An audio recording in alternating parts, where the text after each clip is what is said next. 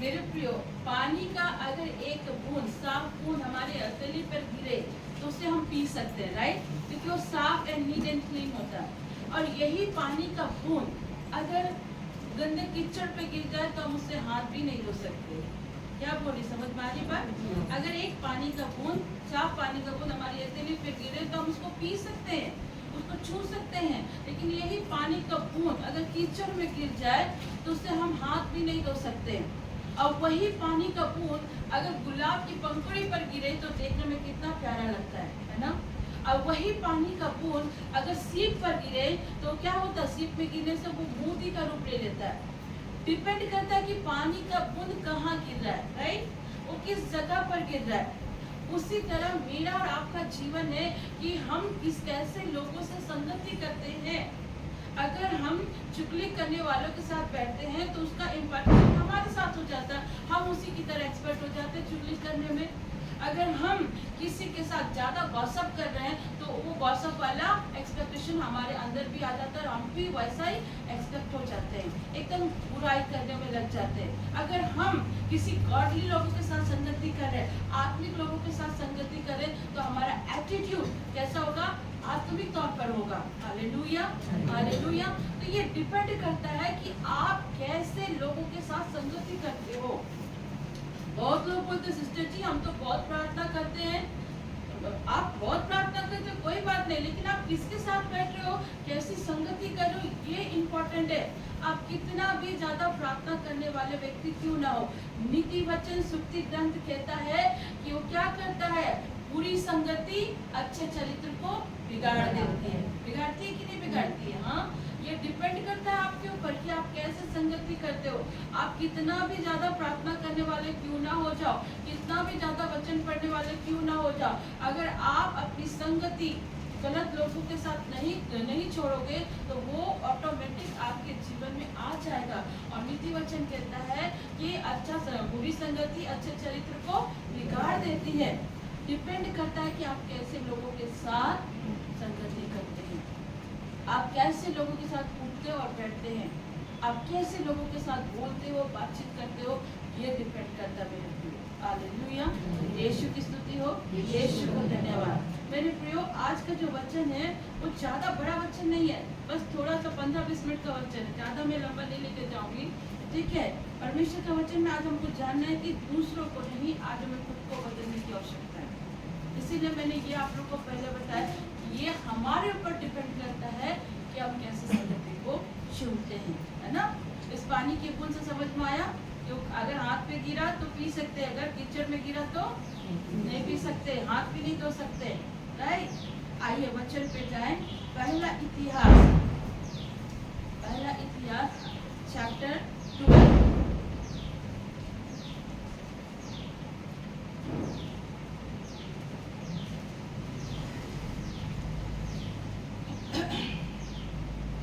का 1 और 2 यहाँ लिखा है, जब दाऊद सिकलग में कीश के पुत्र शाऊल के डर के मारे छिपा रहता था, तब ये उसके पास वहां आए और वे उन वीरों में से थे जो युद्ध में उसके सहायक थे। ये धनुर्धारी थे जो दाहिने बाएं दोनों हाथ से गोपन पत्थर और धनुष के तीर चला सकते थे, और ये शाऊल के भाइयों में से बिन्यामीन थे। ईश्वर की वाणी है, धन्यवाद। मेरे प्रियो, मैंने क्या कहा, आपका परिवार, लोग, चर्च मजबूत तभी हो सकता है, बदलाव तभी हो सकता है जब आप बदलोगे। आपके घर में अगर आप चेंजेस देखना चाहते हैं, आप अपने चर्च में चेंजेस देखना चाहते हैं, अपने परिवार में चेंजेस आप देखना चाहते हैं, सभी को अपना बाइबल बंद करके मेरी तरफ देखिए। अगर ये सारी चेंजेस आप देखना चाहते हैं तो सबसे पहले आपको खुद में बदलाव लाने की आवश्यकता है। आप किसी दूसरे को बदलने जाओ, पहले अपने स्वभाव में चेंजेस आना बहुत जरूरी है। आपको एक चीज बताना चाहूंगी, इंस्पिरेशन कभी भी खटखटाती नहीं है, कई बार हम लोगों के बिहेवियर को देखकर अपना स्वभाव को चेंज करते हैं। कई बार लोगों को देख करके हम सारी चीज़ों को कॉपी करते हैं। इंस्पिरेशन जो होता है ना वो कभी भी नहीं खटका जाती है। और आजकल जो यूथ है, आजकल का न केवल यूथ, हमारे एज के लोग भी और इससे भी ज़्यादा एज के लोग भी आज देखना बॉलीवुड के एक्टर्स के लोगों को फॉलो अप करते हैं, उनके गानों को सुनते हैं, उनके ड्रेस सेंस को अपनाते हैं, उनके मेकअप सेंस को अपनाते हैं, हर चीज़ को कॉपी करते हैं। कितना जल्दी उससे हम क्या हो जाते हैं, इंस्पिरेशन बोले, उससे ज़्यादा अट्रैक्ट हो जाते हैं, उसको हम लोग अपना क्या बना देते हैं, आइडल बना देते हैं, उसको देखकर सीखते हैं। उसका बोलना, उनका कपड़ा पहनना, उनका मेकअप करना, उनके स्टाइल पे देखो आजकल के जवान लड़कों को बाल काटते हैं, बीच से अधिक दिखता है यार, कान पहनते हैं। लड़कियों को कान में पहनना शोभा देता है, लड़के आजकल कान में पहनते हैं, छोटे छोटे इयररिंग्स पहन लेते हैं, यहाँ अभी तो देखते हैं यहाँ पर भी पहनते हैं कुछ लोग, इस जगह पर भी पहनते हैं, बड़ा गजब लगता है। यहाँ तक कि नेवल में भी वो लोग पहनते हैं इयररिंग्स को। आपको शोभा नहीं देता है। कान में लड़के लोग अगर कान में इयररिंग्स डालते हैं तो ये गुलामी की साइन है। पुराने जमाने में आप पढ़ सकते हैं, बाइबल बताती है, पुराने जमाने में जब गुलाम लोग रहते थे उन लोगों को कान सीधा किया जाता था, उनको बाली पहनाई जाती थी, इससे समझा जाता था कि वो गुलाम है। और हम लोग जब प्रभु यीशु मसीह हमारे जीवन में आया और हमें उद्धार मिला तो अब हमें गुलामी की सदस्यता नहीं है, लेकिन फिर भी हम क्या करते हैं, उसको कॉपी करते हैं। और लड़के लोग क्या करते हैं, कान को छेद करके पहनना प्रारंभ करते हैं। ऐसा ना करें, ऐसा ना करें। किसी को इंस्पिरेशन मत बनाओ, आपका इंस्पिरेशन परमेश्वर होना चाहिए।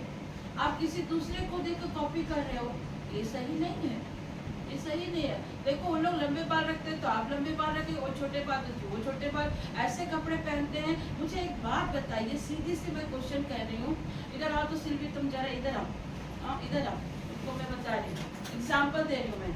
मान लो ये हमारे चर्च में आ रही है, हमारी संगति कर रही है हमारे साथ, अगर सिल्वी विदाउट दुपट्टा एकदम फटा हुआ जीन्स पहन के आएगी तो आप लोग को अच्छा लगेगा? क्या तुम खुद में कंफर्टेबल हो पाओगे बच्चे? कि अगर तुम इस तरह से कपड़े पहन रहे हो, यहाँ से कटा, यहाँ से कटा, वहाँ से कटा, तुम क्या चर्च जाने में कंफर्टेबल हो? कंफर्टेबल हो? आप चर्च किसके लिए जाते हैं? ईश्वर के लिए जाते हैं। आप जब इस तरह के ड्रेसेस पहनते हो, फिल्मी एक्टर्स को देख करके कॉपी करते हो, क्या आपको लगता है कि आपका पिता आपके साथ जाएगा? आपका बाप आपके साथ जाएगा? आप इधर से भी फटे हो, उधर से फटे हो, इधर से फटे हो, बेढंगा कपड़े पहने हो, आपको लगता है जीसस आपके साथ चलेंगे? और कई बार, ठीक है बेटा बेटा, कई बार हम क्या करते हैं ना, पहन भी लेते हैं। देखो मैं किसी के ड्रेस सेंस को लेके ये नहीं कमेंट नहीं कर रही हूँ, लेकिन अपने में समझना है कि हमें किस तरह के कपड़े पहनना चाहिए। आप वैसा कपड़ा पहनो जिससे आप खुद को कंफर्टेबल कर पाते हो। मैंने देखा है, आप छोटा ड्रेस पहना, देखो मैं किसी के ड्रेस को लेकर कमेंट नहीं कर रही हूँ, लेकिन आप खुद समझना कि जब आप चर्च जा रहे हो तो क्या मेरा पिता मुझे वैसा ड्रेस पसंद करेगा? पसंद करेगा? आपको परमेश्वर ने अच्छे कपड़े दिए, अच्छा घर दिया, अच्छा माहौल दिया, आप पार्टी वगैरह में जाते कोई बात नहीं, लेकिन जब आप परमेश्वर के भवन में जा रहे हैं, लिखा है ना, किसी के टोकन का भी कारण मत बनो। कई बार हम क्या करते हैं ना, ऐसे आउटफिट को पहन लेते हैं, ऐसे गंदे गंदे आउटफिट पहन लेते हैं, सामने वालों के लिए भी हम लोग क्या हो जाते हैं, कई बार टोकन का कारण हो जाते हैं। कई बार हमारा नजर प्रभु के वचन में जाने से ज्यादा उसके कपड़े पर पड़ जाता है, उसके आउटफिट पे पड़ जाता है। ऐसे हरकतें ना करें। आप खुद में देखो, खुद में आजमाओ कि आप किसमें कंफर्टेबल हो। परमेश्वर ने हमें बहुत अच्छे अच्छे कपड़े दिए हैं, बहुत अच्छा हमें सेंस दिया है, लेकिन उसका इस्तेमाल हमें करना है। किसी के लिए ठोकर का कारण भी मत बनिए। मैं किसी के कपड़े को लेकर जज नहीं करती हूँ, लेकिन मैं एक चीज़ कहूँगी, आप ऐसे फटे फटे कपड़े पहनोगे, ऐसे टाइट कपड़े पहनोगे तो क्या ये अच्छा लगता है अपने आप में? हाँ, नहीं अच्छा लगता है। इसीलिए परमेश्वर कहता है कि जब भी आपको ड्रेस पहना, बहुत सुंदर सुंदर कपड़े हैं। मैं आपको क्या बोल रही हूँ, आप अगर आप जीन्स पहनते तो ऊपर अच्छे से टॉप पहनिए, बहुत अच्छे लगेंगे, क्यों अच्छे नहीं लगेंगे? हाँ, मैं हमेशा मंजू दीदी की तारीफ करती, दीदी आपका ड्रेस मुझे बहुत अच्छा लगता है, धारण करती हूँ, मुझे सामने में है, क्योंकि एक पहनने का सलीका होना चाहिए। पार्टी में जाते इट इज गुड, लेकिन आप जब प्रभु के भवन में आ रहे तो किसी के लिए ठोकर का भी कारण मत बनिए। बात समझ में आ रही है? इसलिए अपने बच्चों को भी सलीका दीजिए कि कैसे कपड़े पहनना चाहिए, है ना। मैं बहुत सारे चर्च में विजिट की हूँ मेरे प्रियो, मैंने देखा है ऐसे ऐसे जवान यूथ, इवन पेरेंट्स भी ऐसे ऐसे कपड़ा पहन लेते हैं कि वहाँ आप कुछ नहीं बोल सकते हो। वो वचन पे कम फोकस जाएगा, कपड़े पे ज्यादा जाता है ना। इसीलिए परमेश्वर कहता है किसी को इंस्पिरेशन बनाने से अच्छा प्रभु को इंस्पिरेशन बनाइए। तो ये प्रेरणा कभी भी जो है ना, हम लोग जो देख कर आते ना फिल्मी एक्टर्स को, तो ये प्रेरणा हम लेते नहीं, ऑटोमेटिक हमारे अंदर आ जाता है, देख देख के सीखते हैं। हाँ, कोई बात नहीं, जो प्रभु में नया है उसे आने दो, वो धीरे धीरे आके प्रभु में सुनते सुनते ऑटोमेटिक वो चेंज हो जाएगा। लेकिन किसी को भी ताना नहीं मारना है कि तुमने ऐसा कपड़ा पहना, तुमने वैसा करना है। उसे धीरे धीरे वो सीखेगा, समझेगा, ऑटोमेटिक उसका ड्रेसिंग चेंज हो जाएगा। मैं खुद की बात कर रही हूँ, जब मैं प्रभु में नई थी, मुझे इतना सेंस नहीं था कि कैसे कपड़े पहनने चाहिए। मैं खुद भी छोटे छोटे कपड़े पहनती थी, लेकिन जैसे जैसे मैं प्रभु में ग्रोथ करती गई, पवित्र आत्मा मुझे सिखाता गया कि कैसे कपड़े पहनना चाहिए और किस तरह का हमें प्रभु के भवन में जाना चाहिए। अगर कोई प्रभु में नया आता, उसको पता नहीं है, तो उसको टोंट भी आप मत मारना, उसको पहले आने तो दो, उसे सीखने तो दो। ऑटोमेटिक वो धीरे धीरे अपने लाइफ स्टाइल को क्या करेगा, प्रभु में चेंज करेगा। हालेलुया, यीशु की स्तुति हो, यीशु को धन्यवाद। बाइबल बताती है मेरे प्रियो कि दाऊद एक चरवाहा था। क्या था? चरवाहा था। और वो क्या करता था? चरवाहा होकर भेड़ बकरियों को चराता था। उसको मालूम था कि अपने भेड़ बकरियों को कैसे प्रोटेक्ट करना है, किस तरह से भेड़ और बकरी को हमको सेव करना है, बचाना है। उसने वो क्या करता था? उसने क्या बनाया था? गुलेर बनाया था ना, भेड़ बकरी को प्रोटेक्ट करने के लिए उसने गुलेर बनाया। पत्थर को किस तरह से लेके मारना, उस तरह की चीजों को उसने बनाया, क्योंकि उसको मालूम है उसको अपने भेड़ बकरी को प्रोटेक्ट करना है। लेकिन आगे हम देखते हैं कि वो प्रोटेक्शन जो गोफन से बनाया, उसी गोफन से उसने किसको मारा था? गोलियत को मारा था। तो जो परमेश्वर उससे, उस गोफन से भी क्या जबरदस्त प्रभु इस्तेमाल किया। प्रभु आपको भी किसी भी रीति से कहीं से भी इस्तेमाल कर सकता है, कहीं से भी इस्तेमाल कर सकता है। मैंने कभी कल्पना नहीं की थी कि मैं प्रभु की दासी बनूंगी या मैं सेवा करूंगी। मैं तो अच्छा खासा स्टाफ नर्स थी, जॉब कर रही थी, अच्छा खासा मुझे सैलरी मिल रही थी, मुझे क्या नीड थी। लेकिन परमेश्वर का वचन कहता है कि तुमने मुझे नहीं चुना, मैंने तुम्हें चुना है। वो टर्न ऑफ पॉइंट आता है जब परमेश्वर आपके जीवन में आपको चुनता है। हालेलुया। आपको क्या लगता है? आप ये सोचते हो आंटी कि मैं बूढ़ा हो गया या मैं बूढ़ी होगी तो प्रभु मुझे नहीं चुनेगा, ये गलत फहमी है आपकी। परमेश्वर उस एज में भी आपको चुन सकता है। आमीन, हालेलुया। बहुत लोग बोलते हैं मैं तो बूढ़ी हो गई, मैं कुछ कर नहीं सकता। मेरे नाना जी, परमेश्वर में अभी भी आप जवान हो, आप अभी भी कर सकते हो। हालेलुया, यीशु की स्तुति हो, यीशु को धन्यवाद। परमेश्वर कभी भी किसी को भी किसी भी टाइम में इस्तेमाल कर सकता है। अगर यूं एग्जांपल दूं तो हमारी मर्सी मामी को देखिए। मैं मर्सी मामी को जाने अभी 3 साल से जान रही हूँ। इससे पहले मामी कभी भी सेवा में नहीं आती थी, कुछ भी सामने है, क्योंकि उनके लिए परमेश्वर ने एक टाइम ऑफ पीरियड को रखा। इस टाइम पे मर्सी तुमको सेवा करना है, इस टाइम पे तुमको प्रभु के लिए कुछ करना है ना। तो वो समय परमेश्वर आपके लिए रखता है, बस आपको अपने उस समय को पहचानने की आवश्यकता है। हालेलुया, यीशु की स्तुति हो, यीशु को धन्यवाद। मेरे प्रियो, दाऊद जानता था कि उसे गोपन चलाने में बहुत ज्यादा ट्रेंड है, वो कैसे उससे जानवरों को मार सकता था, कैसे प्रोटेक्ट, वो इन चीजों को सीख चुका था, वो ट्रेंड था।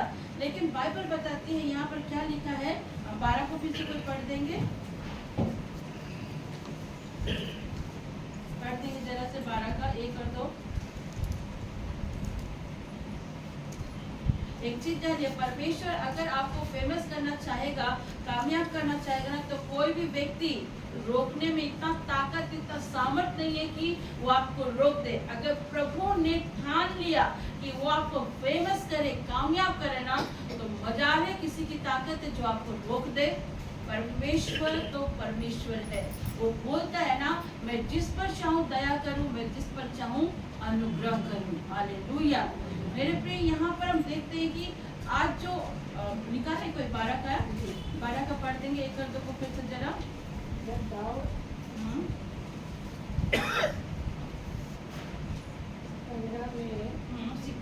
शिगलग में किसके पुत्र शाऊल के डर के बारे में छिपा रहता था। तब ये उसके दास वहाँ आए और ये जो वीरों में से थे जो युद्ध में उसके सहायक थे, ये मनुधारी थे जो दाहिने बाएं दोनों हाथों के से चौपन के पत्थर और धनुष के तीर चलाया करते थे। और ये शाऊल के भाइयों में से बिन्यामीन थे। राइट, यही लिखा है ना वचन में। आज जो भी आपको सक्सेस मिलता है ना, आपको जो भी सक्सेस मिलता, सफलता मिलता ना, उसे हर किसी के साथ शेयर मत करिए। समझ में आ रहा बात? हाँ, आपको जो भी सक्सेस मिल रहा है, जो भी चीजें प्रभु की ओर से मिल रही है, सक्सेस मिल रही है, हर किसी के साथ आपको शेयर नहीं करना चाहिए, क्योंकि हर कोई आपके पक्ष में नहीं है। बात जान लीजिए। अगर आपको कोई चीज सक्सेस मिल रही है, किसी चीज पे विक्ट्री मिल रही है, किसी भी चीज को आप आगे बढ़ते हुए देख रहे हो, तो उसे हर किसी से, इवन अपने भी कलीगों से भी ज्यादा शेयर मत करिए दीदी, क्योंकि आपके पक्ष में हर कोई नहीं रहता है। वो हो सकता है आपके मुंह में मीठा बोले, लेकिन पीठ पीछे आपकी बुराई, आपकी निंदा, आपकी चुगली और आपके षड्यंत्र करे, आपके पीछे जाकर आप ही के सक्सेस कामों को बिगाड़ने के लिए वो षड्यंत्र को रचे। इसलिए बाइबल बताती है, मेरे प्रिय परमेश्वर का वचन हमें सिखाता है कि जो भी आप सक्सेस मिल रहा है, उसे हर किसी को आप क्या मत करो, शेयर मत करो। कई बार हम अपने लूज पोल को खोल देते हैं, अपने कमी, अपने साथ बीती हुई हर बातों को दूसरों के साथ न शेयर करें। आपको लगता है कि वो मेरा बेस्ट फ्रेंड है, वो मेरी बातों को सुनेगा, समझेगा, 2 मिनट के लिए आपको जरूर लगेगा कि वो आपका बेस्ट फ्रेंड है, आपका पति से भी ज्यादा बेस्ट फ्रेंड है, आपके माँ से भी ज्यादा बेस्ट फ्रेंड है, आपको लगेगा, आप उससे शेयर करोगे। और जहाँ आप उसके लिए, वो आपसे कुछ अगर डिमांड करता है या आप उसके लिए कुछ नहीं करते, या कुछ ऐसी मिस्टेक हो जाती है, या कुछ ऐसा झगड़ा ही हो जाता है ना, वो क्या करता है, वो आपके सारे लूप होल्स को खोल देता है, आपको बदनाम करने के लिए 1 मिनट नहीं लगाता। सिस्टर ज्योति के साथ घटा है, मैं आपको बता रही हूँ। इसके गवाह हमारे भाई मनोज भी बैठे हैं, सामने बैठे हैं, आप पूछ सकते हैं। एक टाइम था, मनोज, मैं और हमारे कुछ फ्रेंड बहुत क्लोज थे। हम लोग उनके घर जाते थे, सब कुछ करते थे, लेकिन अगर कुछ चीज नहीं करते थे तो वो हमारे अगेंस्ट हो जाते थे। उस जगह में हम लोग बंधे हुए थे। आप पूछ सकते, कभी समय मिलेगा मनोज भाई से पूछ सकते हैं आप। ऐसे फ्रेंड्स हमें मिले थे, ऐसे लोग हमें मिले थे जो गलत को भी सही, सही को भी गलत, इस तरह की चीजें थी। व्यभिचार वाली चीज वहां पर घूम रही थी। मैं आपको बता रही, उस गलत जगह पर, उस गलत सिचुएशन में भी हम लोग फंसे थे, लेकिन परमेश्वर ने वहां से हमें निकाला। जब निकाला तो हमें तकलीफ हुई, क्योंकि हम उस समय समझ नहीं पा रहे थे कि ये हमारे साथ क्यों हो रहा है। उस समय लग रहा था कि हमारे फ्रेंड ही हमारे सबसे अच्छे कलीग हैं, माँ, भाई, पेरेंट्स हमारे दुश्मन हैं। लेकिन परमेश्वर कहता है कि संसारिक माँ बाप से भी बढ़कर कौन है, तुम्हारे स्वर्ग का परमेश्वर। अगर तुम ऐसे नहीं निकलोगे तो किसी न किसी रीति से परमेश्वर तुम्हें निकालेगा, किसी न किसी को तुम्हारे विरुद्ध खड़ा कर देगा, वैसा काम करेगा। आप अगर बोलते ना, घी अगर सीधी उंगली से ना निकले तो उंगली को टेढ़ा करना पड़ता है, लेकिन हमारा परमेश्वर उंगली टेढ़ा नहीं करता, वो गर्म करता है ताकि तुम पिघल के निकल जाओ।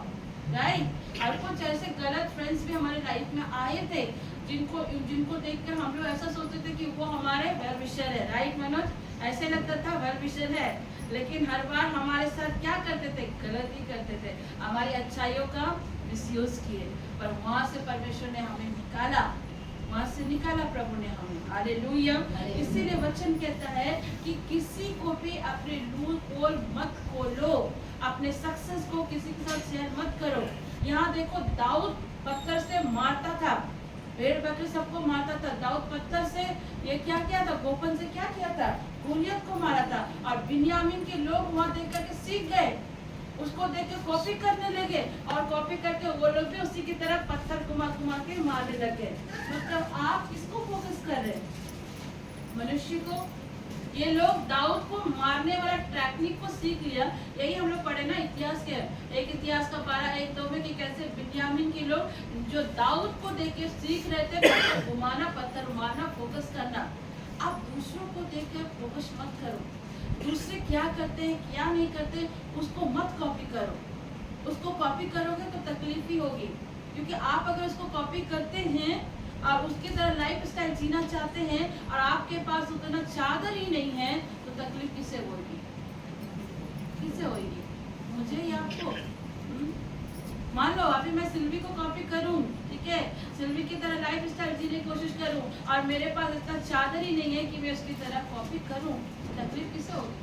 मुझे होगी, हर्ट मुझे होगा, रोना मुझे आएगा, गुस्सा मुझे आएगा, घर में लड़ाई, घर में कलेश, सब कुछ होना शुरू हो जाएगा। बस लड़ना शुरू कर दोगी कि तुम कुछ नहीं कर सकते हो, तुम्हारे पैसे में बरकत नहीं है, तुम कुछ नहीं कर सकते, तुम तो शादी करके मेरी लाइफ डिस्ट्रॉय हो गई। यही होता है, राइट? जब हम दूसरों को कॉपी करते हैं। इसीलिए परमेश्वर का वचन कहता है कि दूसरों को फोकस करना क्या करे? बंद करें। दूसरे आपके इंस्पिरेशन नहीं हो सकते मेरे। दूसरे आपके दूसरों का लाइफ स्टाइल देख के आपके घर में 2 वक्त का खाना कोई नहीं देना चाहेगा, तो आप कुछ समझ से सच्चाई को जानें। आप दूसरों को फोकस करेंगे, दूसरों की तरक्की को देख के फोकस करोगे ना, दर्द के अलावा कुछ भी नहीं। बोलिए अपने पास वाले को, दूसरों को फोकस करना बंद करो। जोर से जोर से। दूसरों को इंस्पिरेशन मत बनाओ। आज सबसे पहले हमें खुद सीरियस होने की आवश्यकता है। आज सबसे पहले हमें खुद बदलने की आवश्यकता है। मैं आपको एक चीज बताना चाहूँगी, खुद को बदलते ना तो हमारा लाइफ स्टाइल ऑटोमेटिक बदलता है और हमें देख करके हमारे घर वाले बदलते हैं। आप जानना चाहेंगे कैसे होता है? जानना चाहोगे? जानना चाहेंगे? हाँ या नहीं? हाँ। लेकिन आगे आ जाओ, आ जाओ। आज मैं अपने पति की अब गवाही दे रही हूँ आप लोगों के सामने, कैसे परमेश्वर ने उसके जीवन को बदला।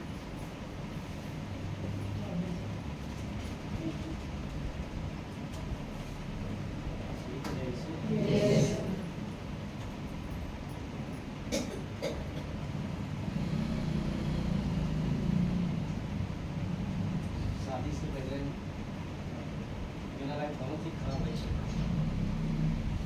मैं दिल्ली में जॉब करता था, तो उस पर होटल मैनेजमेंट किया था। तो होटल के बाद जिस दारू नहीं बनाते हैं उसी में जॉब करते थे, तो रात दिन वही चलता था। दारू लोगों को पिलाते थे होटल में, खुद भी पीते थे और बहुत इतना ज़िंदगी बदतर हो गया था कि मत पूछिए। शायद मेरा ज़िंदगी लास्ट ही होने वाला था, इतना बदतर हो गया था। तो उस जगह से ईश्वर ने हमको निकाला और कोरोना था उस टाइम। उसके हम घर आ गए, 2-3 साल मतलब क्या बोलते हैं, घर वाले भी हमको इज्जत नहीं करते थे। पीने की मेरा सिस्टर लोग, मेरा भाई बनते सब मेरे आगे थे। उसके बाद हमने मेरी सिस्टर के साथ शादी होने से पहले 5-6 महीने पहले कुछ चीज़ को हमने ड्रॉप कर दिया, पीना में सब कुछ छोड़ दिया। उसके बाद शादी भी हो गया, उसके बाद लाइफ ऑटोमेटिक चेंज हो गई। एक छोटी सी गवाही से मैं आप लोगों को बताना चाहूँगी, मेरे पति के बारे में कुछ बताना चाहूँगी। ठीक है, प्रभु इनको बहुत ब्लेस करें। बोलते हैं ना किसी को आप बदल नहीं सकते, मैं इनको नहीं बदल सकती क्योंकि इनका जो प्रोफेशनल लाइफ था पीना, पिलाना, बनाना, ड्रिंक वाला।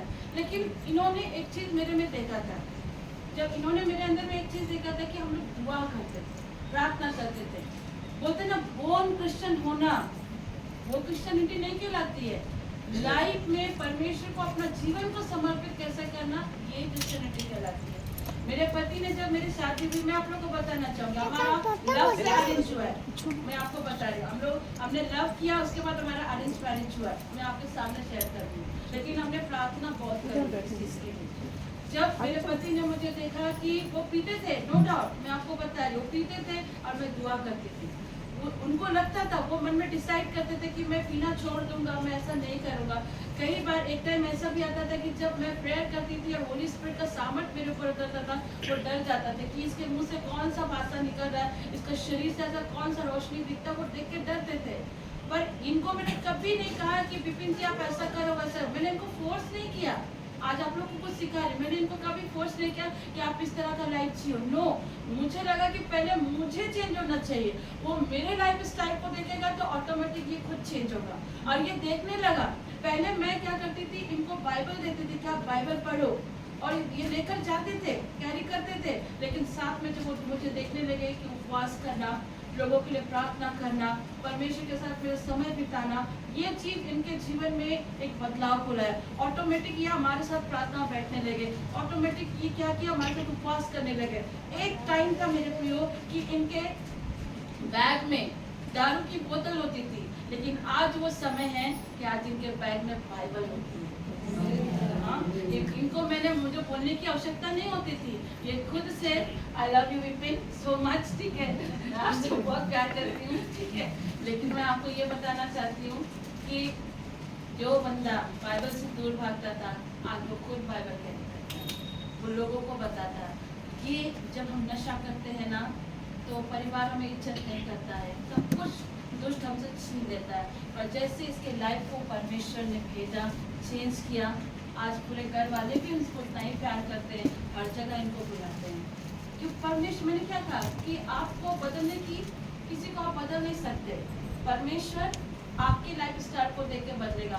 पहले मुझे लगता था मेरा पति कैसे बदलेगा, इतना पीने वाला व्यक्ति से मैं शादी कर रही हूँ, मेरे घर वाले भी अगेंस्ट थे, लेकिन मैं खुदा का शुक्र करती थी।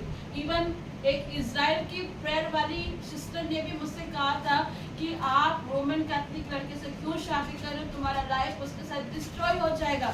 उन्होंने ये बात भी मुझे कहा था। पता है, जब मेरी और विपिन की शादी हुई थी, उन्होंने मुझे मुंह पर कहा था, क्योंकि मैं इजराइल के प्रेयर ग्रुप से भी जुड़ी हुई थी। पर परमेश्वर का धन्यवाद हो, वहाँ मैंने एक ही बात कहा उस सिस्टर को, सिस्टर मैं आपके हर बात को डिनाई करती हूँ, मैं अपने पति को ब्लेस करती हूँ, और आने वाले टाइम में आप मेरे पति में चेंजेस देखोगे।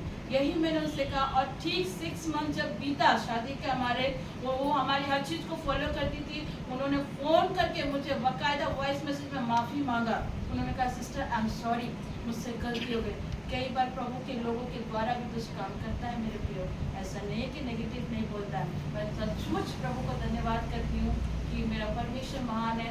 अगर वो मेरे पति को बदल सकता है, तो वो आपके भी पति और भाइयों को बदल सकता है। God bless you. आप प्रभु आप लोग का आशीर्वाद है। Vipin I love you so much, नहीं छोड़ूंगा।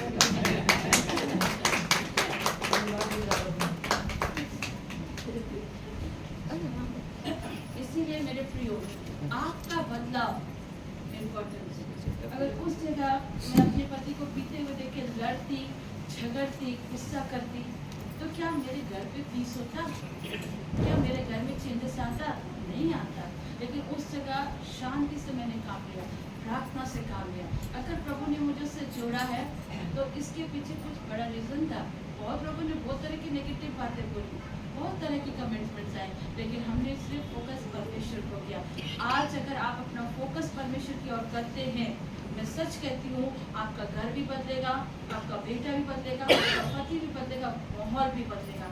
पर निर्णय आपको लेना पड़ेगा, डिसीजन आपको लेना पड़ेगा। संध्या दीदी को ही देख लो, मैं आपको मुझे बोल रही हूँ। संध्या दीदी का पति एक टाइम दीदी को कितना मारता था, कितना बुलाता था, क्रिश्चियनों के साथ संगति करती, कितना कुछ बोलता था। लेकिन आज एक टाइम में पीरियड आया, दीदी ने कभी भी, मैं सच में दीदी को भी ब्लेस करती हूँ, दीदी कभी अगेंस्ट नहीं गई। दीदी को मैं हमेशा बोलती थी, दीदी तुम्हारा पति चेंज होगा, एक टाइम आएगा सब कुछ सही होगा। दीदी कभी मुझसे बात करे, कभी मर्सी मामी से बात करे, बहुत रोती थी। लेकिन एक टाइम में पीरियड आया, दीदी का भी लाइफ चेंज हुआ, उसके पति का भी जीवन चेंज हुआ। आज जीजा खुद दीदी को छोड़ते, कहीं भी जाना होता जीजा लेकर जाते। जीजा हमारे रिट्रीट प्रोग्राम में भी अगर कुछ मदद की आवश्यकता उसमें भी करते। अगर परमेश्वर एक अन्य जाति को बदल सकता है, तो क्या वो आपको नहीं बदल सकता? बदल सकता है। दीदी कमती मार खाती थी, आप सामने आप पूछ लेना, कभी उनसे अकेले बात करना, उनको काफी मारा जाता था। वो भले समाज के लिए जीना होंगी, लेकिन जब पति की बारी आती थी वो काफी मार खाती थी। कई बार दीदी के शरीर पर दाग होते थे, रोती रहती थी, रात को 12-1 बजे तक रोती रहती थी। उनके शरीर का एक एक पार्ट उनको मारा गया, कभी पूछना उससे, लेकिन खुदा ने उनके जीवन को बदला, क्योंकि उन्होंने किसको पकड़ा? प्रभु यीशु को पकड़ा। हो सकता है मेरे प्रियो के समय आप किसी तकलीफ से गुजर रहे हो, लेकिन आज आपको अपना जीवन जब आप प्रभु में देंगे ना, आपके जीवन को प्रभु बदलेगा, आपके हालात को बदलेगा। लुबिना दीदी को देख लो, लुबिना दीदी के हस्बैंड में भी कितने चेंजेस आए। मर्सी मामी का जीवन में देखो कितने चेंजेस आए। क्यों? क्योंकि इन्होंने किसको फोकस किया? परमेश्वर को फोकस किया। या यूं को तो सिल्वी से पूछ लो, विक्की में कितने चेंजेस आए। सिल्वी को जुड़े हुए अभी 2-3 मुझे लगता है 6-7 महीने ही हुए हैं।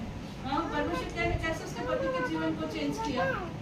इसीलिए कहती हूँ संगति में बने रहो। संगति में रहने से आपका परिवार, इवन स्वयं आप खुद चेंज होगे, आपका लाइफ स्टाइल चेंज होगा, और आपको बदलते हुए देख के लोग बदलेंगे, परिवार बदलेगा, आपका घर बदलेगा। मेरे जैसे मेरे पति को परमेश्वर ने बदला, दीदी के पति को बदला, लुबिना का हस्बैंड को बदला, सिल्वी का हस्बैंड को बदला, तो वो आपके भी पति और बच्चों को भी बदलेगा। और आपको पकड़ना पड़ेगा परमेश्वर को। अपने आप को सुधारो, अपने आप को पहले ठीक करो, अपने जुबान को पहले ठीक करो, हर चीजों को सही करो। कई बार मैं मिस्टेक करती हूँ ना, उस समय मेरे पति मुझे कहते हैं ऐसा मत बोलो। परमेश्वर सब कुछ करेगा, सब कुछ फुलफिल कर सकता है, क्योंकि वो हमारा यहोवा एल शदाई है। कई बार हमें कमी कटियों से गुजरनी पड़ती है, लेकिन उस वक्त भी हमारा भरोसा सिर्फ ईश्वर पर रहता है, क्योंकि हम जानते हैं जो हमारे पिछले जीवन में भलाई कर सकता है, वो हमारे अभी के जीवन में भी भलाई कर सकता है। पर हमारे थॉट्स, हमारा फोकस परमेश्वर पर होना चाहिए। आप अगर ऐसा करते हैं तो मैं सच कहती हूँ, खुदा आपके पति को, आपके बच्चों के जीवन को बदलेगा। सिस्टर वेरोनिका, आप चिंता ना करें। परमेश्वर आज आपसे कहता है कि विश्वास करो, धैर्य धरो, तुम्हारा पति बदल कर आ रहा है। उसको परमेश्वर चेंज करके लाने जा रहा है, क्योंकि तुम्हारे आंसुओं को प्रभु ने देखा है। बस तुम्हें अपना फेथ परमेश्वर के साथ रखकर चलना है। आप जब प्रभु के साथ चलेंगे, परमेश्वर आपके पति को कितना भी बड़ा नशा में क्यों ना गुजरे, परमेश्वर उसको भी बदलेगा। हमारे भाई अमित को जाइए, अभी बेचारे वो नहीं आ पाते हैं, लेकिन हमारे भाई अमित को कभी देखना, वो क्या नशा नहीं किया। उसने ड्रग्स लिया, उसने नशा किया, हर वो हथियार जो एक बड़े से बड़े गुंडागर्दी करने वाले लोग रखते हो, वो सारी चीजों को उसने रखा। लेकिन एक टाइम आया कि परमेश्वर ने उसे एक पत्नी दी, बोलता है एक आशीषित पत्नी।